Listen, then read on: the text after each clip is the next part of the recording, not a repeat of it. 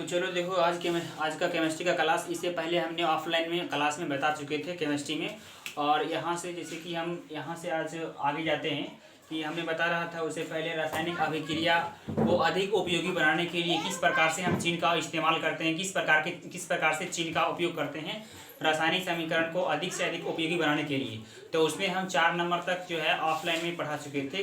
रासायनिक समीकरण को अधिक से अधिक उपयोगी बनाने के लिए पिछले क्लास में हो चुका था। अब देखो यहाँ पे आप 5 नंबर से देखते हैं कि 5 नंबर में मेरा क्या है कि रासायनिक समीकरण को अधिक से अधिक उपयोगी बनाने के लिए यहाँ पे 5वां नंबर है मेरा कि अभिक्रिया की शर्तों की जानकारी। हमें जो है रासायनिक समीकरण को संपन्न करवाने के लिए कुछ शर्त भी वहाँ पे लागू होता है। जैसे कि हमारे प्रकृति में जैसे कि कुछ रासायनिक पदार्थ ऐसे भी होते हैं, रासायनिक अभिक्रिया में भाग लेने वाले पदार्थ कुछ ऐसे भी होते हैं जो अभिकारक होता है, और वो जो है बिना उत्प्रेरक के उपस्थिति के बिना वह समीकरण में अभिक्रिया जो है सो दर्शाता ही नहीं है, मतलब वो अभिक्रिया करता ही नहीं है। तो कहने का मतलब जैसे कि हो गया मेरा ताप हो गया, दाब हो गया और ऊष्मा हो गया, ये सारे चीज़ जो होता है उत्प्रेरक, वो इस बिना माध्यम की उपस्थिति के कारण यह जो रासायनिक अभिक्रिया करता ही नहीं है।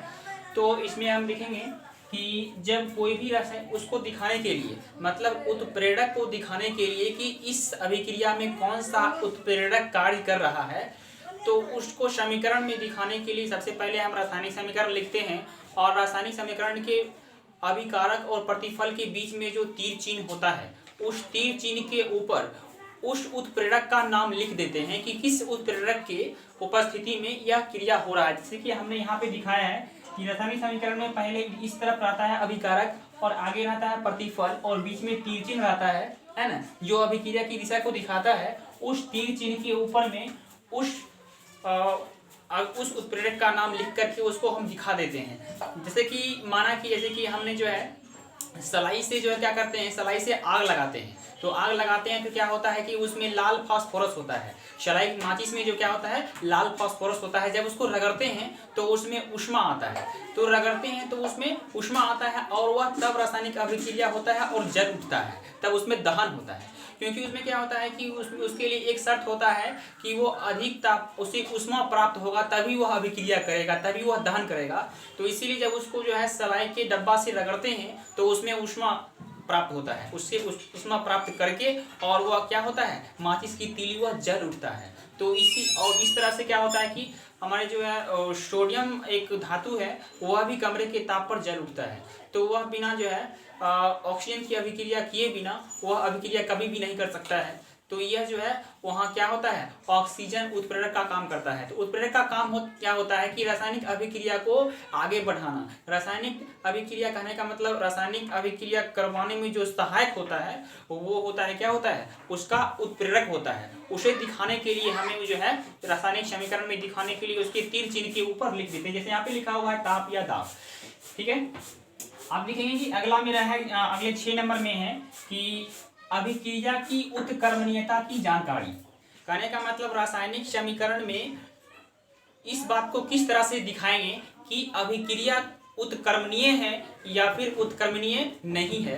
तो इसको दिखाने के लिए हमने क्या करते हैं कि प्रतिफल, यहाँ पे क्या होता है, ये अभिकारक और प्रतिफल के बीच जो अभिक्रिया की दिशा दिखाने वाली जो एरो का जो चिन्ह होता है, जो तीर चिन्ह होता है, उसे उस तीर चिन्ह को 2 अर्ध तीर चिन्ह से दिखाते हैं। उसे दिखाने के लिए 2 अर्ध चिन्ह, जैसा कि हम यहाँ देख रहे हैं, यहाँ पर 2 आधा चिन्ह से दिखाते हैं, 2 आधा तीर चिन्ह से दिखाते हैं। इसका मतलब ये होता है कि ये जो मेरा लिखा हुआ है नाइट्रोजन और हाइड्रोजन के मिलने से अमोनिया बन रहा है, और फिर अमोनिया से फिर ये नाइट्रोजन और हाइड्रोजन टूट करके बन सकता है।